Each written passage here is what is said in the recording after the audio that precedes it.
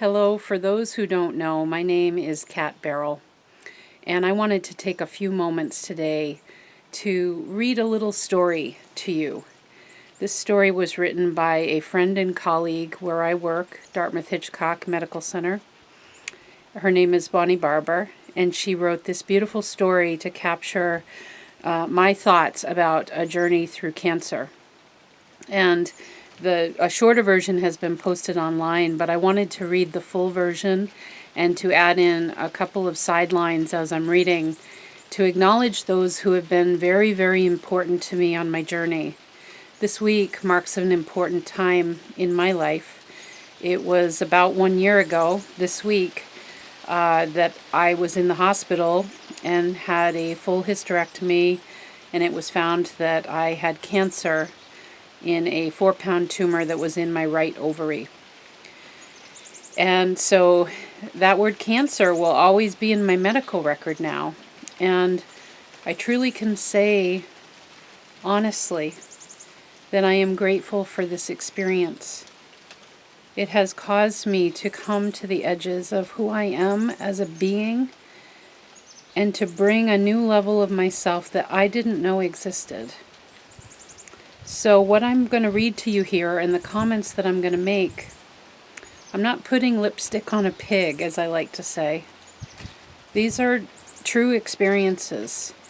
And if I could offer a glimmer of hope to someone who also is hearing cancer related to their name for the first time, or perhaps a second diagnosis of cancer, and anybody else who is struggling really with anything in their life, there may be bits and pieces of my story that maybe could help others.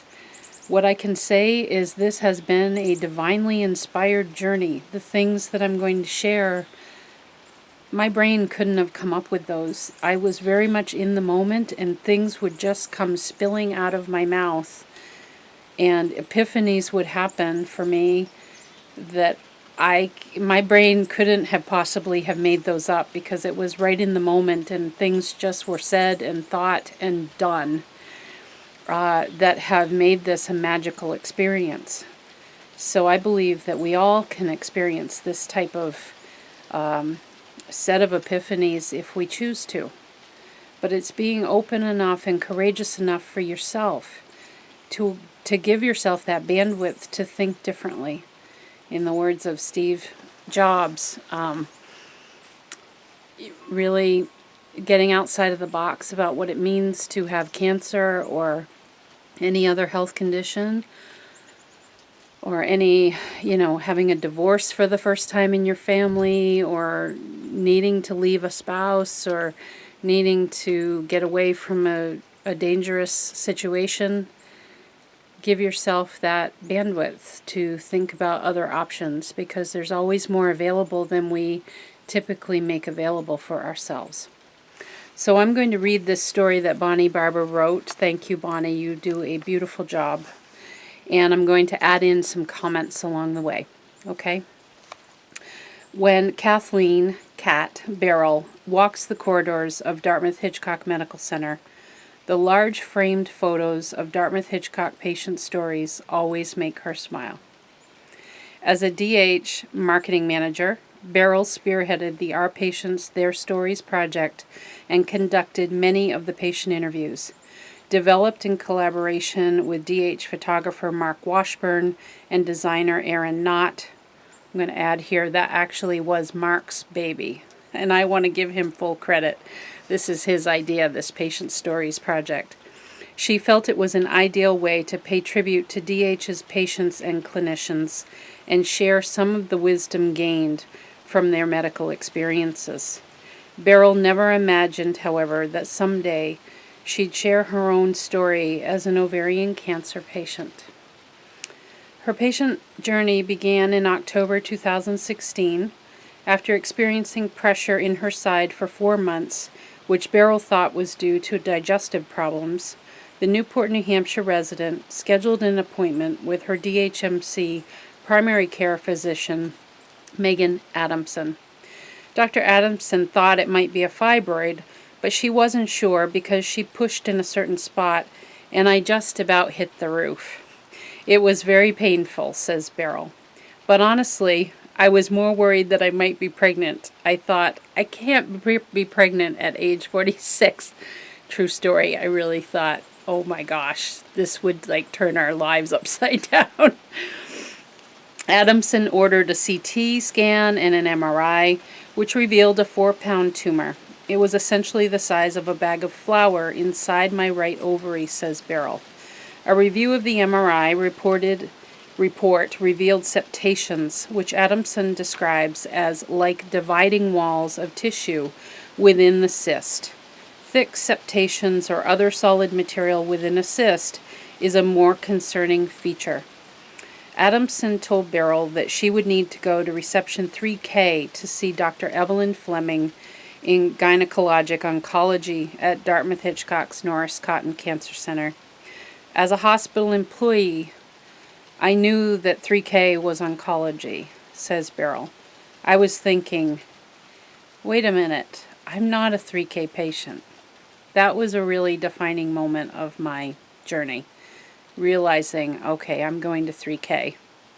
And I had the support of my office mates when I returned to the building where I work. I walked in their office, these dear people, and they simply embraced me as I just melted into tears. And I'm ever grateful to you, Jamie Payton and Catherine Pizzuti. You were there in a moment that I can't even describe. I hadn't even talked to my husband yet. So thank you. After meeting with Fleming to discuss surgery options to remove the mass, Beryl scheduled the procedure for early November. I still didn't know if I had cancer because even the MRI report wasn't very clear. But I felt like I was in such qualified hands with Dr. Fleming, Beryl says. She was totally calm and told me not to get too far ahead, as there was still a lot they didn't know for sure. During the surgery, the tumor was immediately sent to the lab for analysis and tests, revealing the mass was clear cell carcinoma. Waking up in the recovery room, I looked at my husband Chris, who was sitting there holding my hand, Beryl recalls. I asked, "So is it?" And he just kind of looked down, shaking his head yes. It was the most heartbreaking moment of my life. Your life changes when you experience something like this, and both of us were forever changed, as well as my family, in that moment. And so here I thank my husband Chris for being that rock for me, and I thank my parents, Doug and Nancy Barton, for being an incredible support system at a time when we didn't have a lot of answers and didn't know what the road ahead was going to be. But they were up for being this a journey of positivity going forward. At this point, the stage of the cancer was still unknown. About a week later, Fleming called Beryl with the results. She had stage 3C ovarian cancer. I sat with that for a period of time before I had my next appointment with her, Beryl says. I was trying not to let my mind get away from me. I did not go on the internet, and I did not research what it means to have stage 3C cancer. All I knew was that it meant it had spread.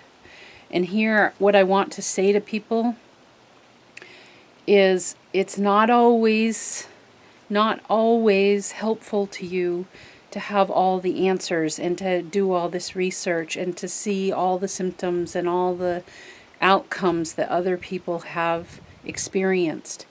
You are a unique being. You have a one-of-a-kind fingerprint. You have one-of-a-kind selection of cells in your body. And your outcome does not equal the outcome of other people.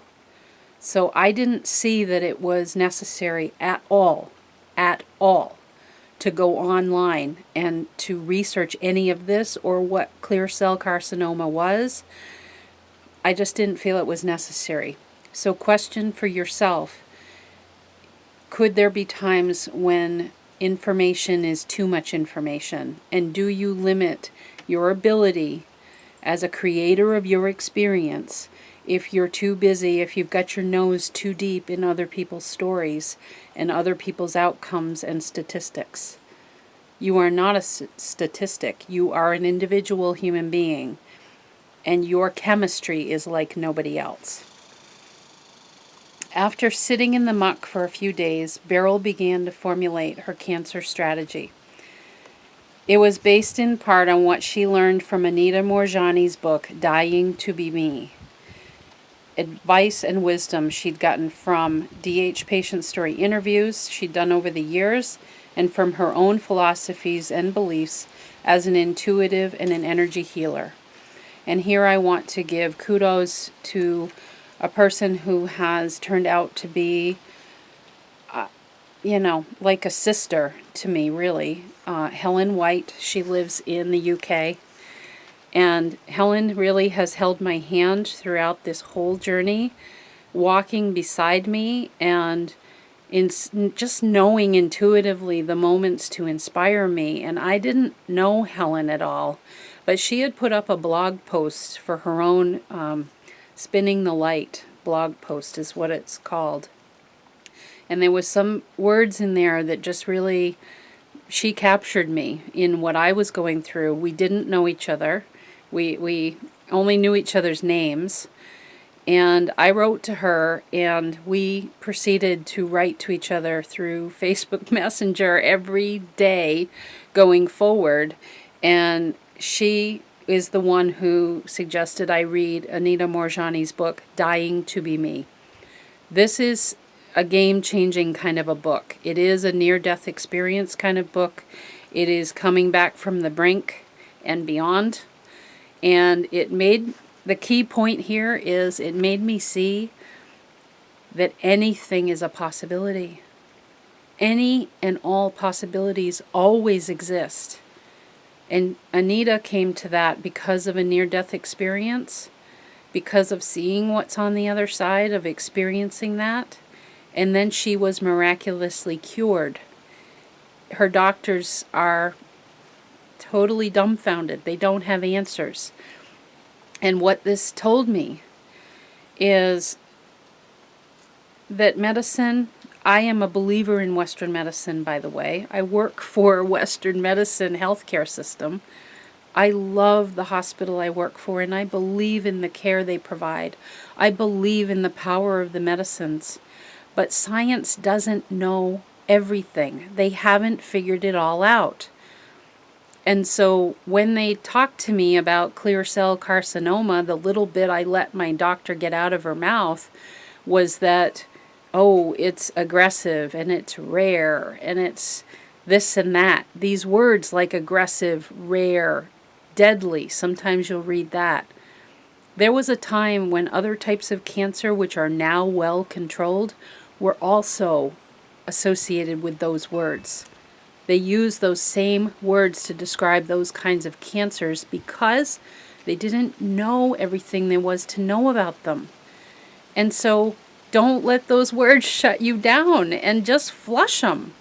Because what if you're the one that makes it all of a sudden not deadly and not rare and not aggressive?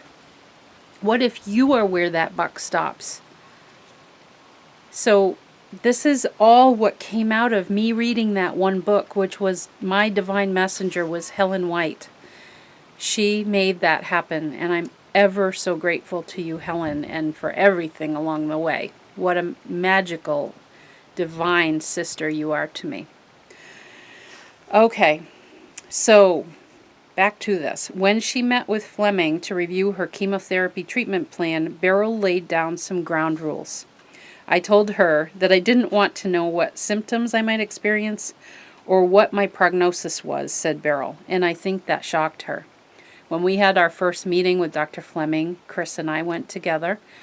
We were laughing in that appointment. Honest to God, we were giggling because I just was being so silly out of nowhere and just kind of excited about what she was telling me.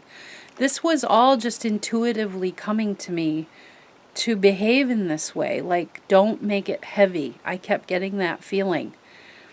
And I would stop her and say, I said in that meeting, I don't want to know what my prognosis is. And I don't want to know the statistics of other people because I'm not other people.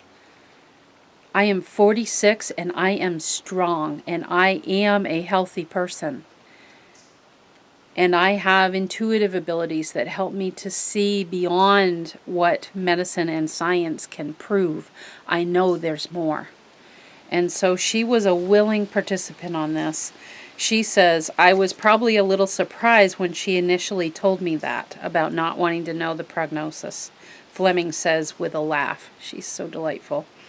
But I've been doing this a while, and I've seen a lot of different approaches to things. And my job, this is key for providers, for physicians, for nurses, and my job is to try to help my patients however I can, and to try to meet them where they are and really respond to their cues. One thing that makes Kat so special is that she can express what she wants in a way that really allows you to have a great relationship and really work as a team, because she doesn't hesitate to tell you what she needs from you and how she wants information transmitted. So I think patients can learn from her to be forthright. So just think about, if you're dealing with a medical diagnosis, understand that you do have an option to say, I don't think I really want to know all the nitty-gritty. Stop them. Stop them. Be your own advocate and say, I don't actually want to know all of that.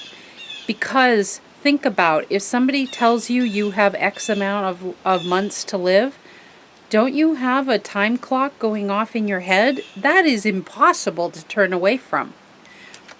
And that's what I call being down in the muck. And I was there for a period of time. I think that's kind of unavoidable. But then this divine inspired approach came to me. It was gifted to me. And so in that moment, I just knew I don't want all the information. You can have all the statistics you want and have all these stories from other people, but I'm not them.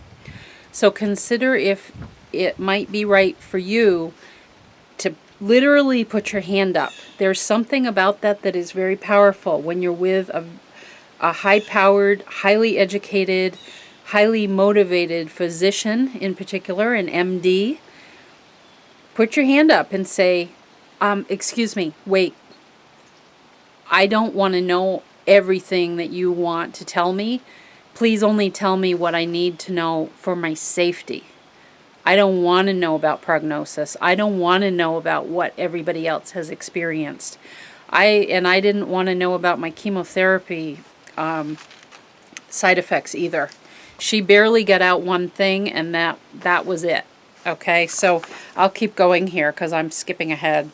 Beryl explains, my thinking was that I have my own cells and my own health history, and there is every possible outcome for every type of cancer and every type of stage.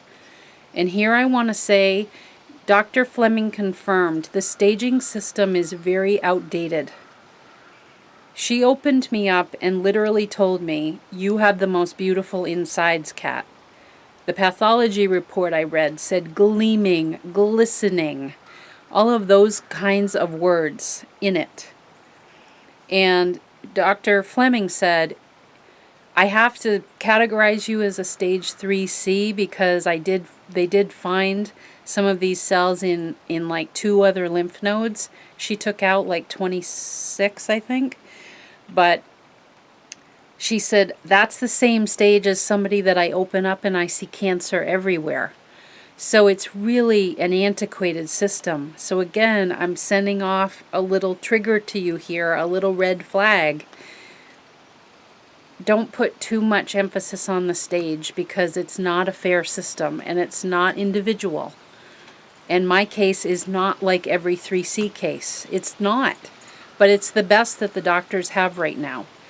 But again, science and medicine don't know everything. I'm willing to partner with them, but I'm not totally putting all of my eggs in that basket. Take back some of your power here. So people with a stage 1 diagnosis can be dead in 6 months because their mind got away from them and totally dragged them down. This is me speaking. And people with stage 4 can go on and live for years. I thought if she told me anything about symptoms or a prognosis, my mind would seize on that, and it would then ensue within my body. So I told her that I only want to hear what I need to know for my safety.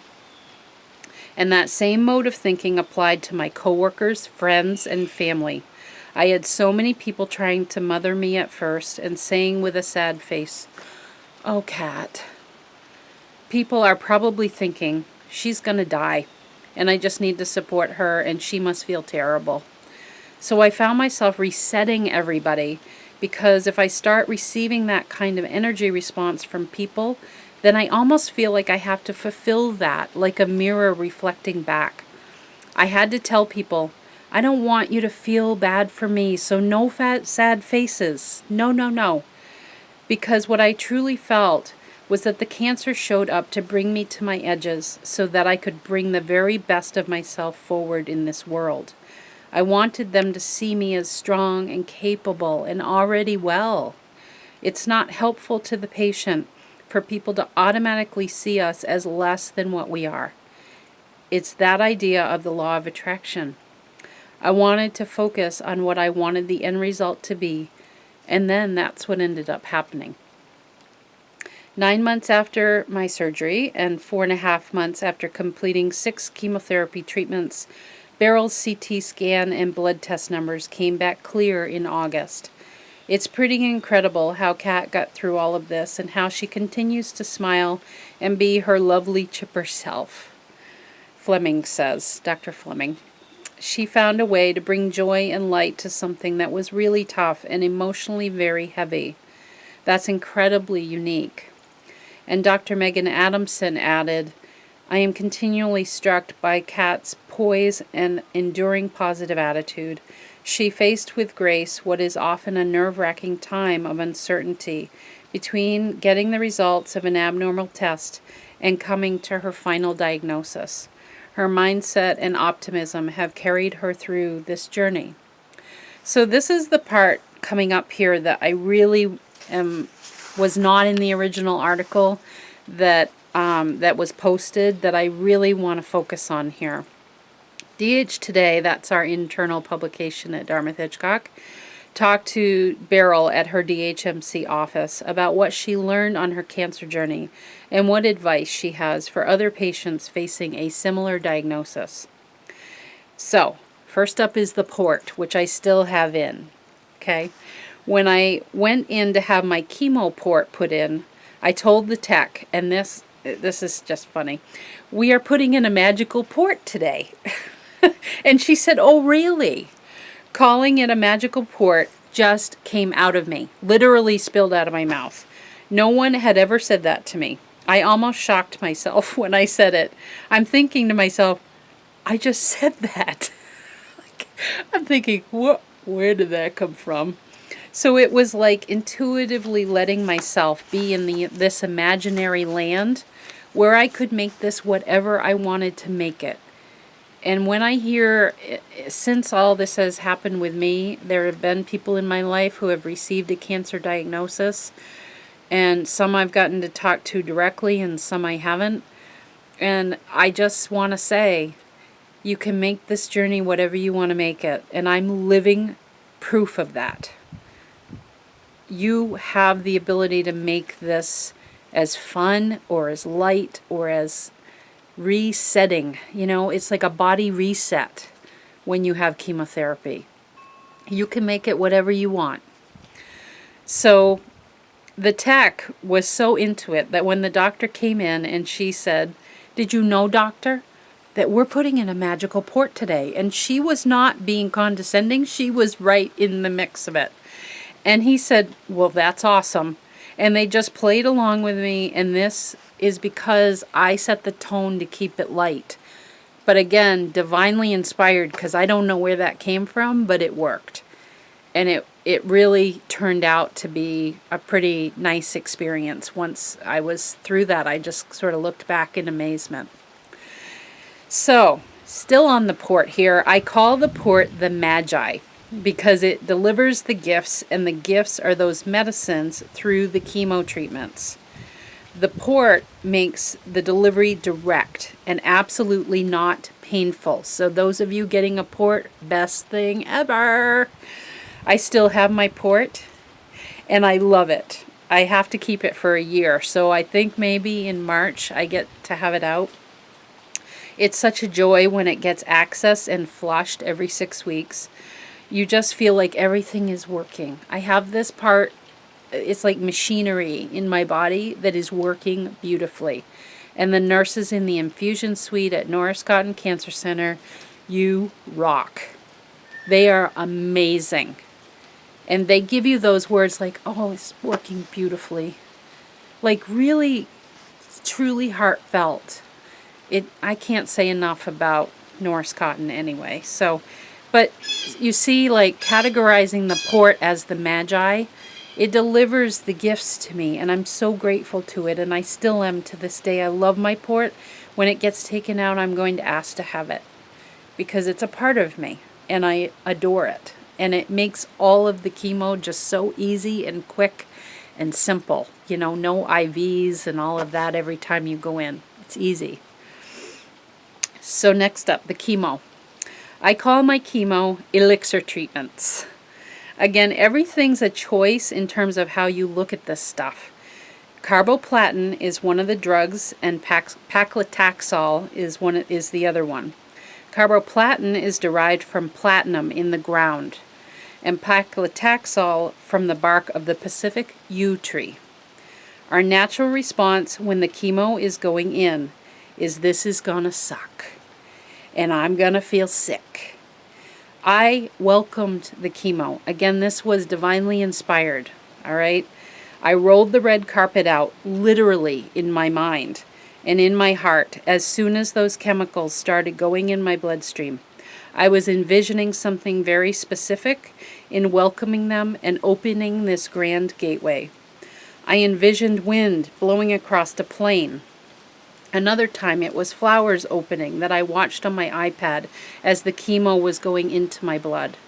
Another time I watched a waterfall. Every time it was something very specific for a visualization. What that did was just relax everything and let it flow. Whenever I had my elixirs, I was thinking, you have complete rule over anywhere you want to go in my body. I appreciated their partnership with me. So here I want to also say that I worked with two alongside. The three of us worked together energetically to, I would call them healers. We're all healers. One is Pepper Kimmel. She is in Louisiana. The other is Helen Ward. She lives in the UK along with my other friend Helen.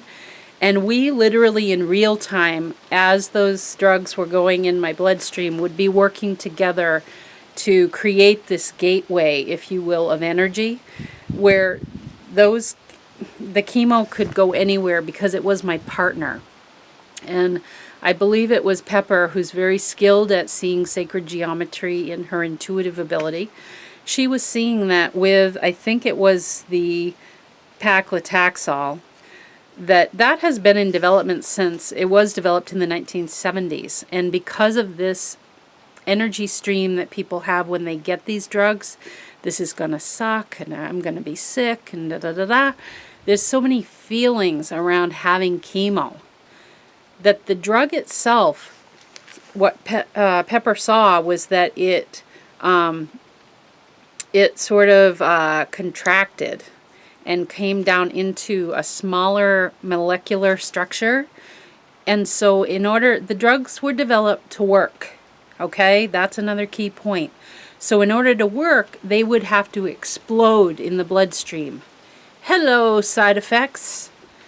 And so if I didn't clamp down and I just let them go, guess what? I didn't have the side effects. And that's what happened.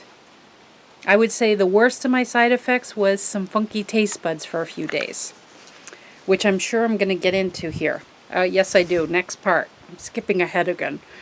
I had some aching. So I want to say here before I get going, Pepper and Helen, thank you. Every one of the 6 treatments, these two were next to me. The three of us were working like three masters that we are with this energy, and it worked. And I feel like we reset that combo of chemo elixir treatments to make it available in this form for other people who want to take this kind of approach. Okay? I had some aching after the very first chemo treatment, but other than that, I had no side effects. But the doctor had said to me, you might have aching legs. She got that part out. And that was when I stopped her.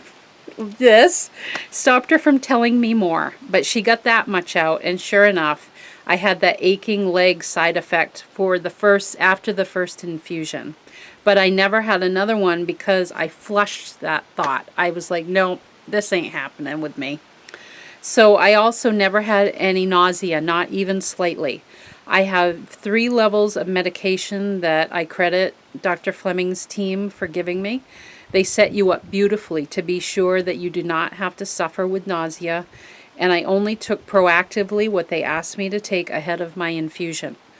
I did lose my hair, which I was okay with because, honestly, I had been talking with my stylist about going gray. Here we are.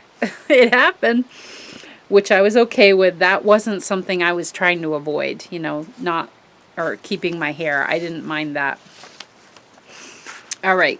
Because I do energy healing and intuitive work as part of my side business, a number of my friends in those circles had tried to convince me not to get chemo. I felt that would be irresponsible to myself and to my family. I have a 15-year-old son named Brett, and my wonderful husband Chris, and my incredible parents, Doug and Nancy Barton, who have always been supportive to me. This is my team. These are the people that are my rock. So I had to do everything I could do to totally rock this. So that was never an option for me to not do chemo. I was like, yeah, no. I'm a believer in Western medicine. I refused to see chemo as bad because all I could picture were the actual researchers, and I looked up who they were and I looked at their photos. The actual researchers who developed my chemo medicines back in the 1960s and 70s, which are used to treat ovarian cancer as well as other cancers. I felt so honored to be receiving these drugs, which are saving women's lives. These 2 men, there's 2 individuals, and I should have written their names down, gave up a good portion of their lives to create and develop these drugs, and here I was on the receiving end of them some 46 years later from when they first used them to treat cancer. This is why I can't fight against chemo or think that chemo is bad. I have watched other people rail against it, and for them that's okay. And I do want to say I honor everybody's approach. But for me, that was never going to work, to do the battling thing and to be like, yeah, I got to have chemo. Because all I could see was those researchers. Think about it. They gave up their lives in order to develop these drugs that are saving people. They love humanity that much that's all I could think of was their original intent when they developed these medicines. And that's what I allowed to flow into my body, was that vibration of paclitaxel and carboplatin. For me, it was never about battling against cancer. People would say, and they still do, even now, you're really battling this. And I stop in the conversation and I correct them because I view this as something that's dancing with me in order to propel me further. And I grew this mass, so how could I hate it? In my viewpoint, cancer doesn't really want to be in your body. That's why it makes itself known and wants to get out. I've always said that people who have a cancer diagnosis are among the luckiest people on the planet, because I don't think people can get through something like this and not be changed forever. And very often in such a good way. And I know many examples of that. You look at life differently. Moments matter. The pleasures of life, warts and all, you look at everything in a new light. It's like you're reborn. And really, cancer can be looked at as something that is, I've looked at it as a complete, the gift of a complete body reset. And then I get to use my mind and my heart to develop the new cells and the new components of my organs, how I want them to be. When a family member or friend has cancer, I feel that the best thing to do is to ask them how you can best support them, instead of assuming that they need yet another casserole or that they need your sympathy. You could even tell them that you believe that anything is possible and that they can be well, you as a supporter of somebody with cancer. As Lynn Kupchik, one of our DH patient story subjects, this is a woman I interviewed who has had many significant health issues, not just cancer, but lots of other things, lots of surgeries.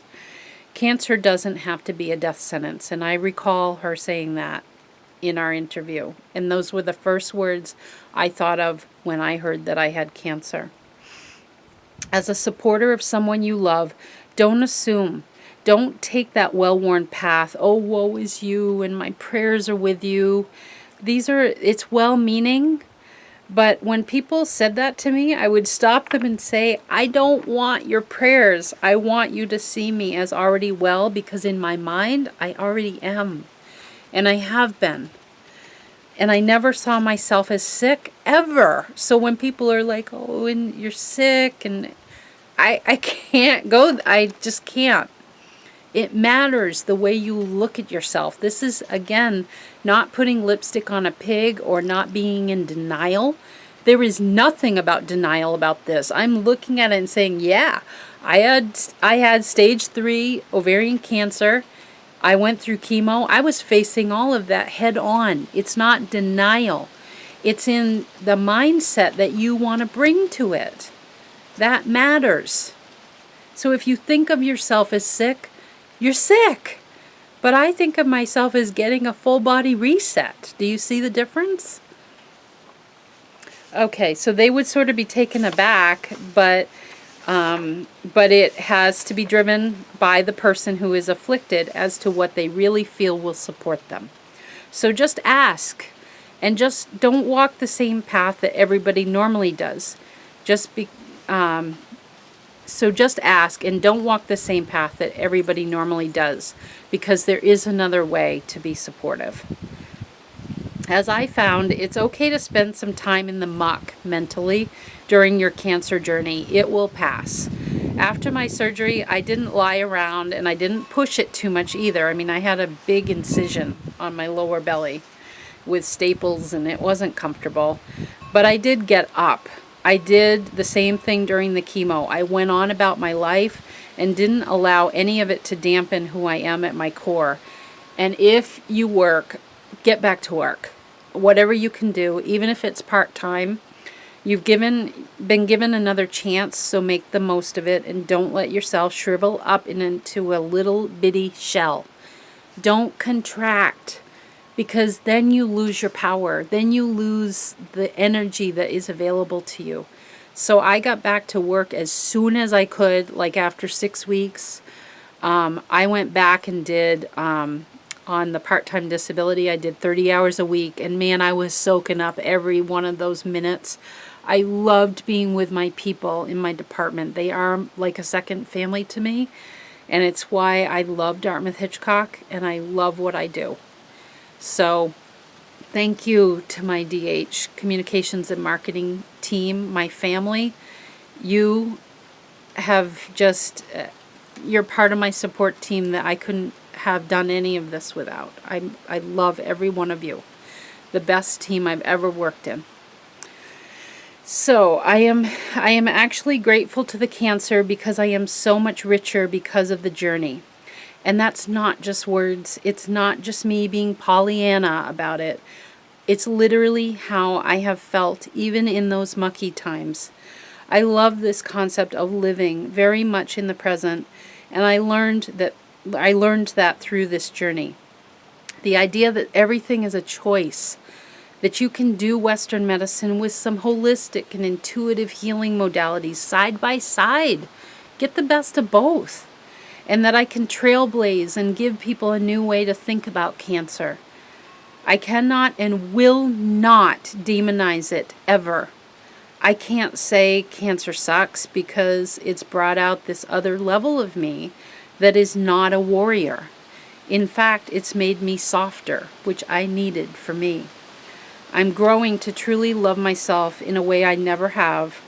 It's just made me deeply grateful for the experience of being here, in this body, and on a whole new adventure. And cancer researchers are really the heroes in my book. And of course, my wonderful oncologist, Dr. Evelyn Fleming, who was open to creating my journey the way I needed to create it. And she is still open to me saying that I don't want to know about my prognosis. I just don't want to know, because anything is possible and you can create it. That's what I really feel, because I have lived it. So that's my story. I hope that I have touched on some of the people. There have been a lot of people who have been very important in my journey. But I'm grateful to all of you. Thank you for helping me to trailblaze cancer in a new way. And I sit here complete and immensely grateful. Thank you for listening.